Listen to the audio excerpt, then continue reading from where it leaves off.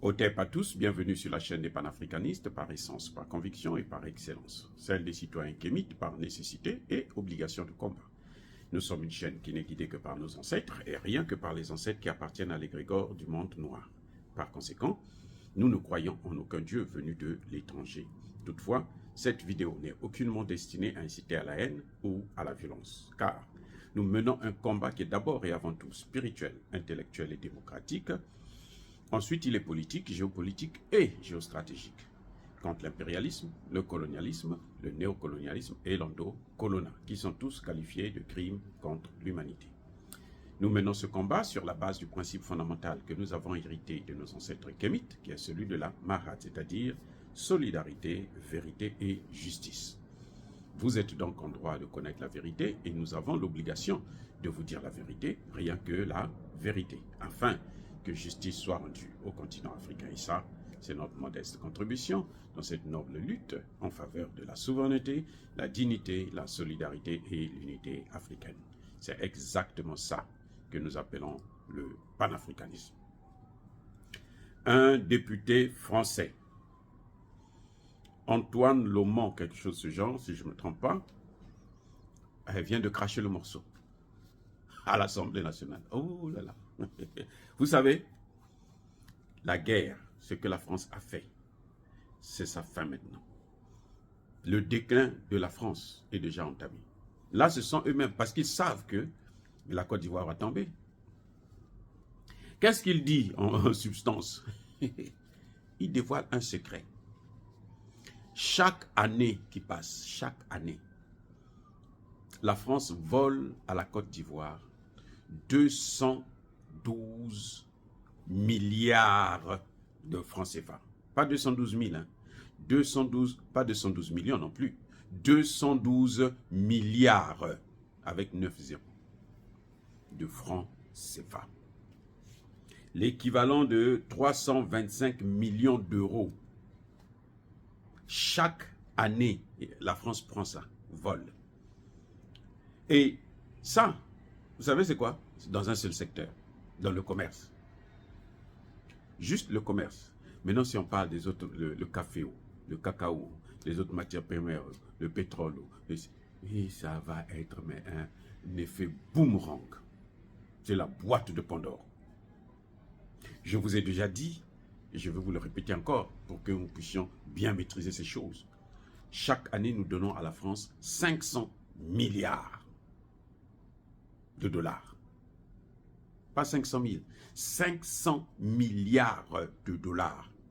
Ça, c'est pour le CFA que nous utilisons là. C'est le prix à payer. C'est pour ça que quand je vois les gens dire non, on ne peut pas sortir du CFA, c'est difficile, c'est ceci. Bon, donnez-nous les 500 milliards là d'abord, puisque c'est difficile. Donc c'est facile, c'est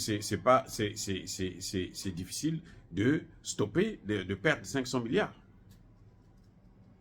Ne serait-ce que pour ça là, tous les chefs d'État africains devraient, à l'unanimité, décider de sortir. En bloc, stop. Mais comme vous savez, nos chefs d'État, ce sont des paresseux, ce sont des poules mouillées, hein, qui n'ont pas le courage de prendre des décisions, les chefs d'État africains.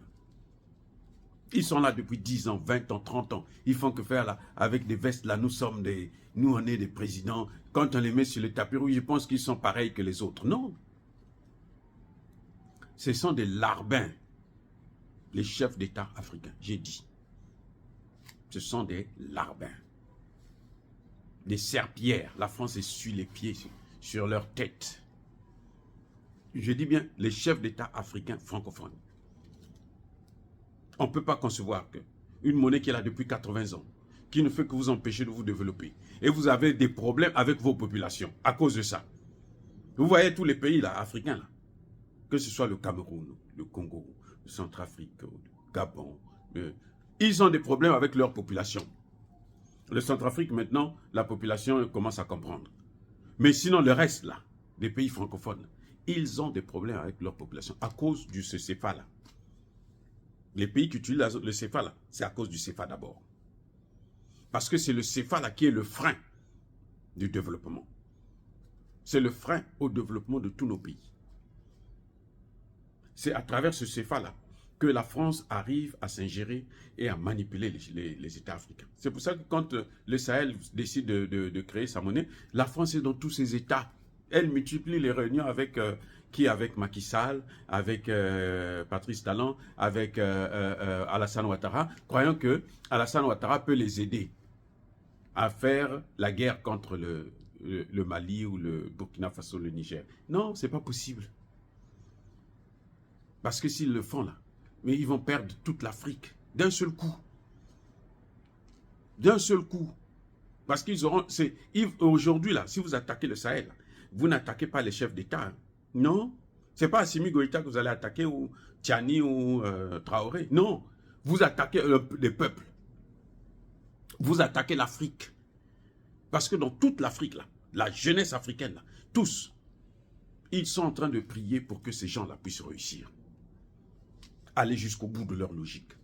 Vous allez dire que le continent africain, là, surtout l'Afrique subsaharienne, tous ces noirs-là, ils savent que si ces gens-là échouent, on est foutu. Donc tous, ils soutiennent ces gens-là. Et c'est ça qui fait leur force. Donc les combattre là, c'est combattre toute l'Afrique, la jeunesse africaine. Ah oui, vous allez voir des révoltes qui vont se passer en Afrique là, mais c'est jamais vu. Bref, donc la Côte d'Ivoire ne peut pas évoluer comme ça. Tout ce que Alassane Ouattara dit, j'ai fait ceci, j'ai fait ce travail à la Banque mondiale. Non, il a travaillé pour la France, pour la Banque de France. Ah oui, là, il a fait du paquet. 212 milliards. Si je vous dis que le palais présidentiel, c'est pour la France. En Côte d'Ivoire, là où habite le président, là, la Côte d'Ivoire loue ça à l'État français. Vous voyez comment ils sont? Ils louent ça à l'État français. Ce sont ces choses-là qui doivent arrêter, mais s'arrêter maintenant. Et la France peut venir nous donner des leçons. Quelles leçons ils peuvent nous donner? Non, c'est pas possible. Oh, bien-aimés frères et sœurs, dire cela, c'est inciter à la haine ou à la violence. Non. Cette colonisation-là, cette forme de ce pillage-là, doit s'arrêter maintenant. Ah oui, ça doit s'arrêter. Et c'est pour ça que nous nous battons.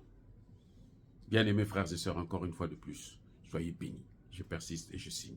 Soyez abondamment bénis par le Dieu des Kémites et par nos ancêtres utilisés. Vive l'Afrique éternelle. J'ai dit et j'assume.